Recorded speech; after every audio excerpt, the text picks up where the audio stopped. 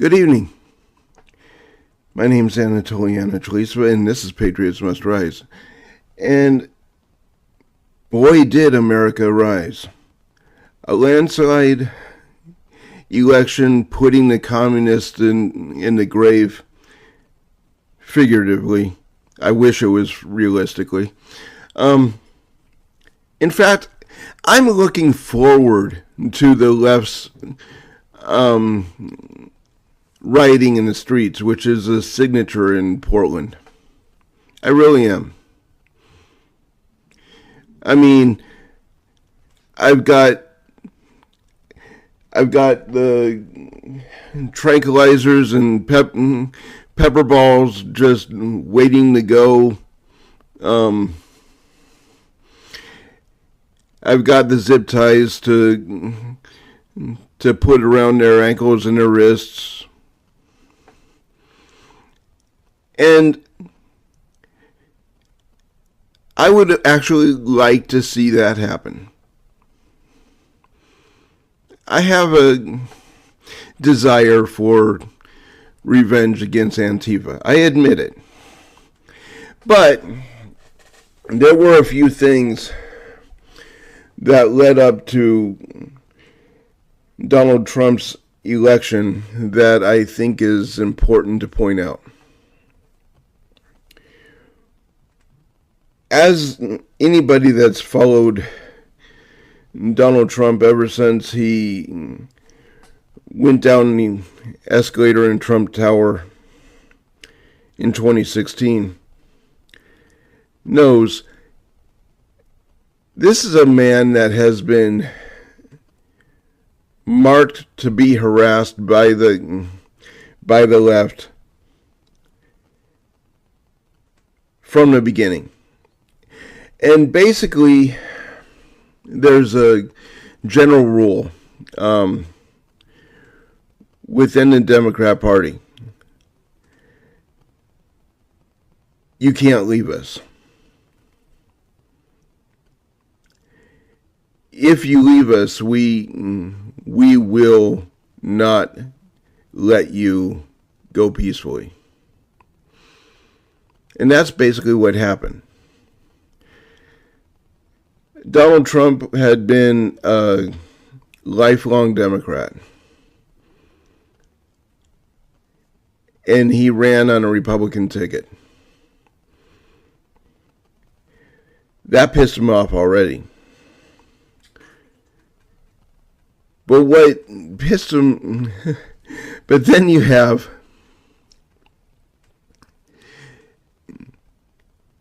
Then you have the fact that this is a loose cannon.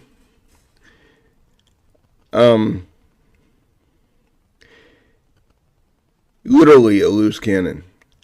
Unlike Kamala Harris or Joe Biiden, Killary Clinton, or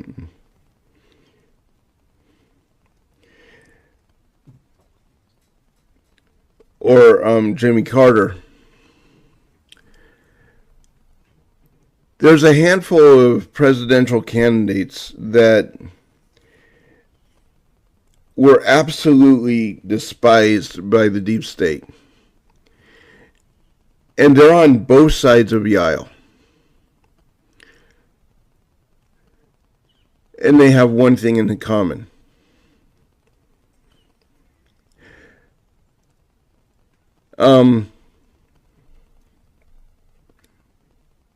Ross Perot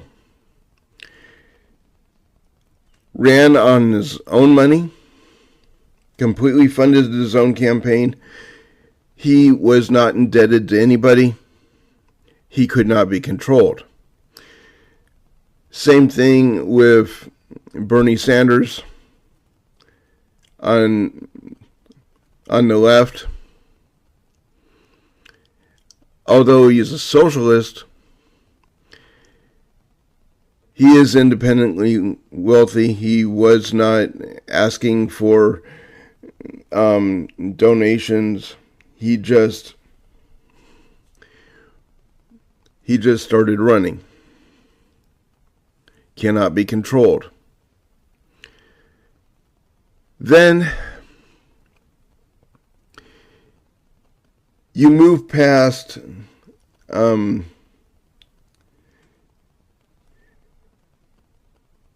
the Clintons because they were completely owned by the state.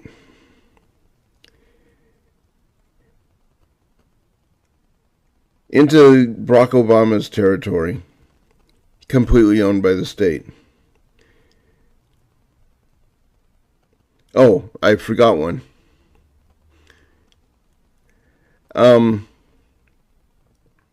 Ronald Reagan. Completely independent, no financial ties to anybody, not indebted to anybody, and not able to be controlled. If you haven't figured out the pattern, basically, if you're running on your own money, your life is in danger. Because if they can't get rid of you through selection, they will get rid of you with a bullet. They tried it with Ronald Reagan. They tried it with Donald Trump. Ross Perot did not make it. I think that was actually Barack Obama's ascension into American hell. This country is way different when a Democrat's in office.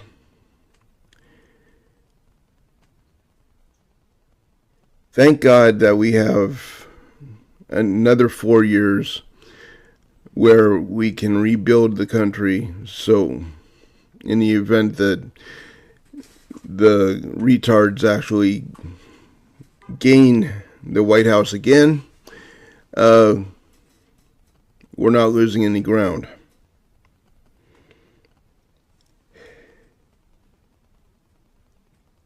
But we do have that element of hope. Okay, I wanted to continue with Constitution in Exile.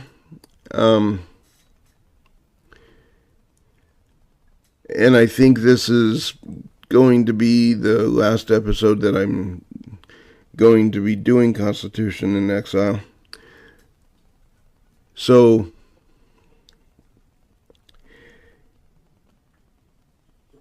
here's Judge Andrew Napolitano. I can never say his name. Napolitano. Constitution in Exile, Chapter 5. I think it's very important that people understand how our government is intentionally ignoring the laws of the land. Power that the Constitution has left entirely to the states. Roads and other infrastructure were solely state issues until the 1950s. But Congress now regulates interstate highways, waterways, and other channels of interstate commerce with little regard for the states. Money for the construction of highways has been used to influence states to conform to the will of Congress. This was seen in the Hold on, back up. When Congress demanded a nation. Okay. The Constitution left how the elections would be run up to the states. And yet in this particular election, Virginia removed like 100,000 illegal immigrants or people that are not lawfully able to vote, like felons, off of their rolls. A federal judge decided to tell the governor that he needed to put him back on. The Supreme Court said otherwise, but it's important to note that the federal government did actually try to manipulate this most current election in such a way. Why drinking age of 21 and threatened any state that did not conform with a reduction in its allotment of federal highway money. After bitter litigation, the states complied. More recently, Congress pulled the same trick to force all states to adopt a uniform blood alcohol content standard for prosecuting drunk drivers.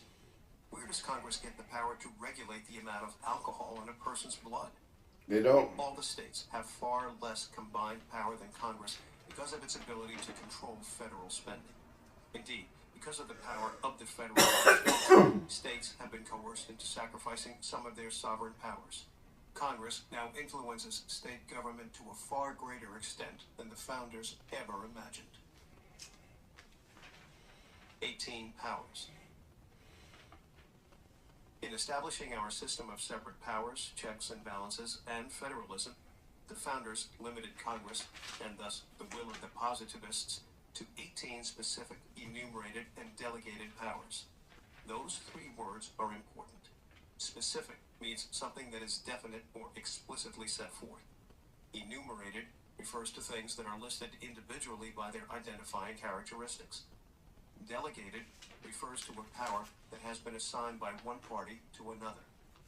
The founders did this to create a system of government in which power is diffused between the states and the central government, and diffused further within the central government.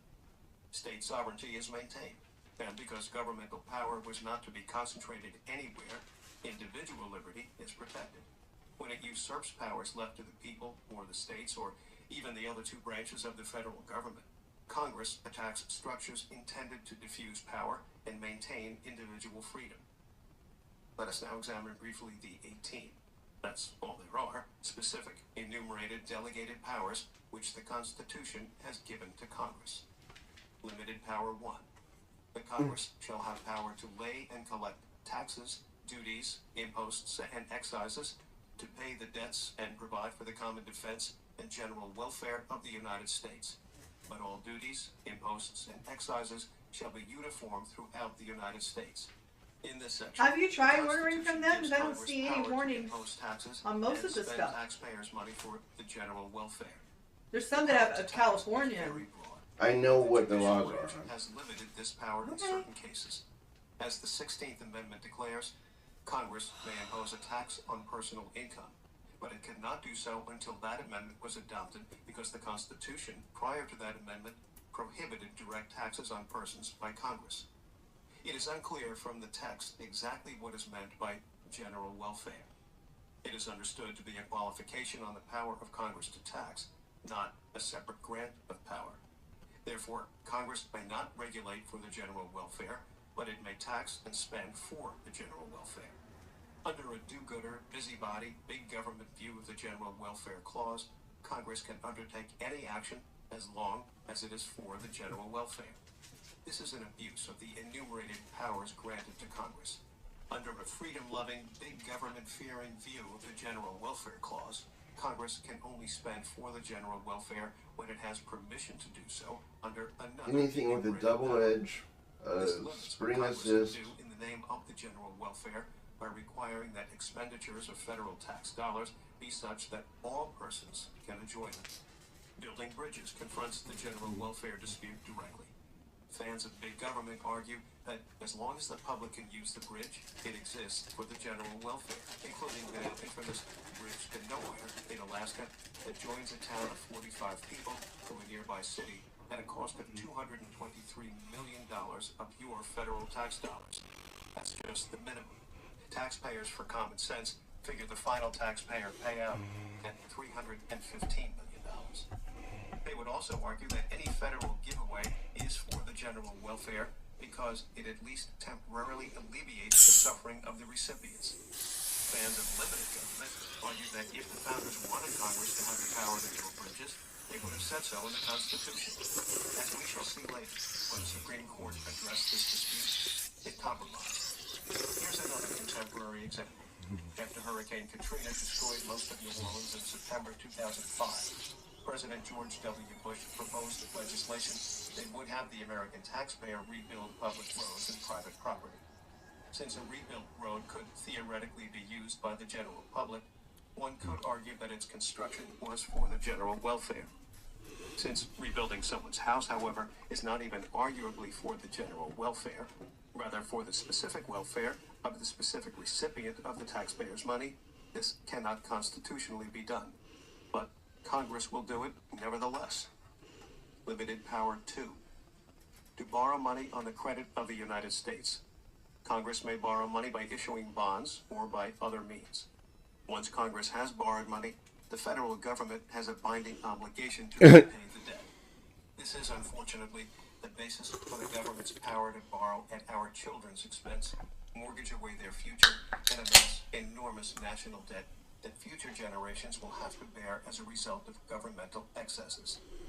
Without this constitutionally permitted credit card, we might actually see moderate and restrained spending in Washington, since the government, absent the power to borrow, would have to balance its budgets or find itself out of business. Instead, the federal government can spend what it doesn't have and leave the tab for the second shift. And most of Washington seems to agree with Vice President Dick Cheney that deficits don't matter. I do not. Limited power Yeah, 3. no. To regulate commerce with foreign nations and among the several states and with the Indian tribes. Under a broad socialist reading of commerce and what affects it, Congress claims it can regulate virtually anything. And as we will see in detail, it has done so.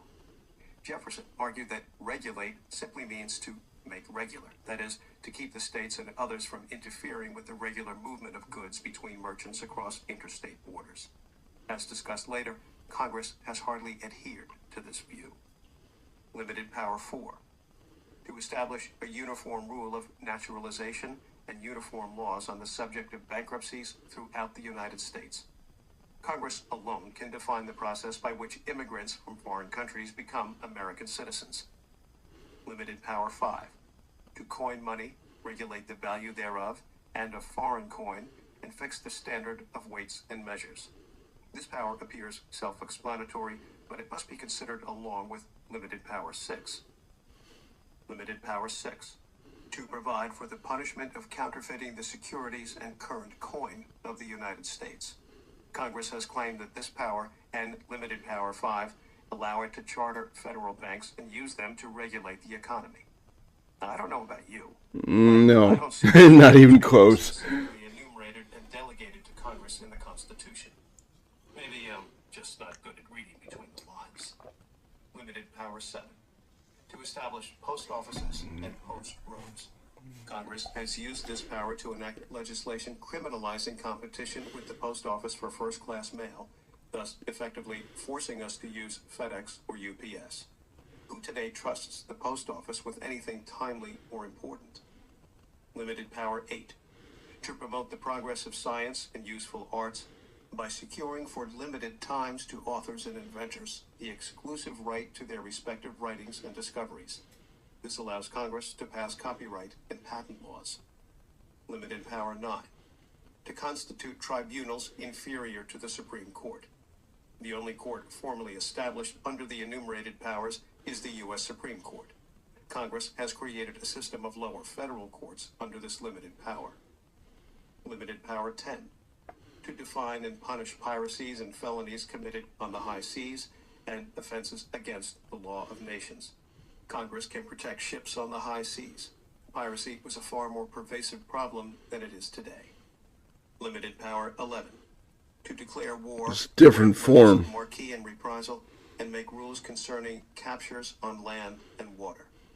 This section allows Congress, and only Congress, to declare war or sanction military activities by American persons and ships. Limited powers 12 to 14. To raise and support armies, but no appropriation of money to that use shall be for a longer term than 2 years. 12. To provide... Hold on right there. 13. So you can levy money to fund an army, but you cannot levy it for any longer than 2 years. I want to point out that we just recently got out of Afghanistan and Iraq. Conflicts that started literally on November 11th or September 11th of 2001. It is 2024. Okay. So this is a blatant violation. And yes, some would argue that they would renew that particular loan with a new budget bill for that year or whatever. I'm not really concerned about that. I'm not concerned about the money. I'm concerned about the endless wars that are making Congress money because of their corruption and killing our kids.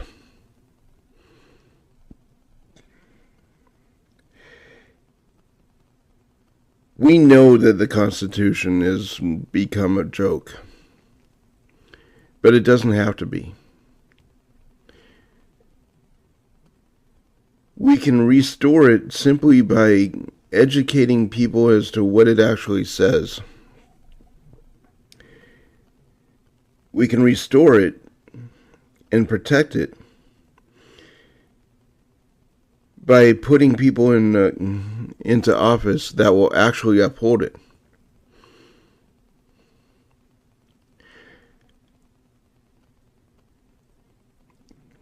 If you're serving as a police officer, any form of law enforcement,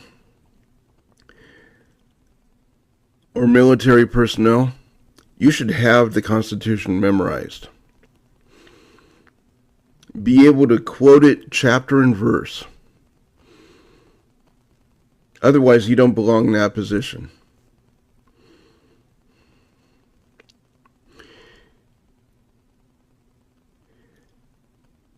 In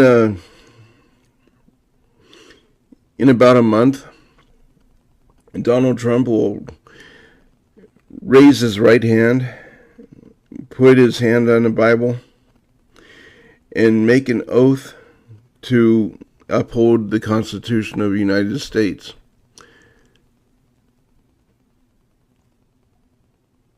And that oath of office should require that the elected president of the United States has the documents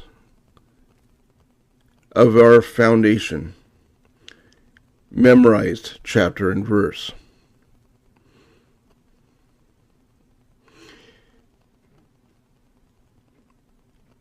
If you're going to become a public defender in any court of the land,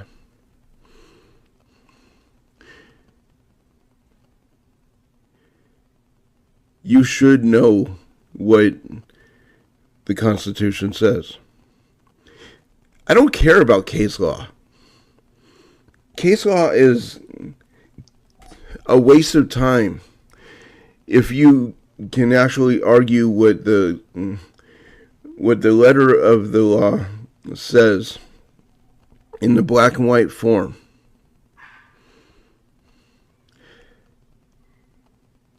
That we know of as the Constitution of the United States. You see, with the Constitution, there is no room for interpretation.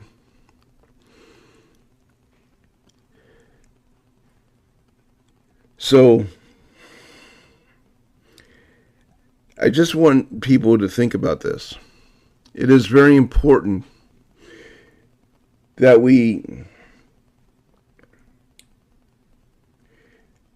are grateful for what we have, but we also need to understand why we have it. It's not necessarily the soldiers who are going off to some foreign war that are protecting the Constitution and the very reason that we have freedom. But it is the soldiers that are going off to these foreign wars that are protecting our right to practice our freedoms. The Declaration of Independence makes it very clear that all men are created equal and endowed with certain unalienable rights. These rights being the right to freedom, prosperity, and the pursuit of happiness.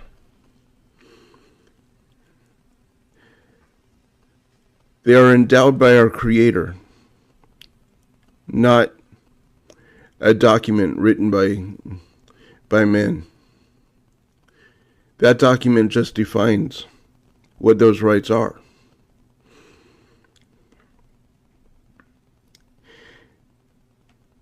It's a very weak government that manipulates what the foundation documents of the very government that we are speaking of says, and chooses to ignore what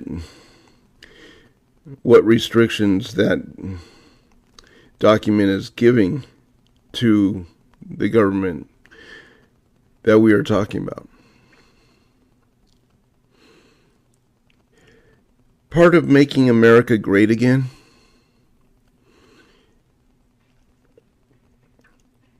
is educating our offspring about why America is great. I am Anatoly Anatolisova, and this is Patriots Must Rise. A couple days ago, you really rose, and I thank you for getting that communist piece of garbage out of the White House. And hopefully we can get that communist piece of garbage out of Washington forever.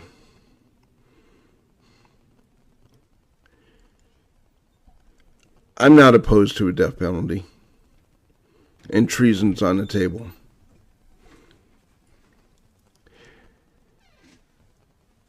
Anyway, I'm Anatoly Anatolisova, and this is Patriots Must Rise. Please like, subscribe, live free, die well, and love your neighbor as Christ has loved you.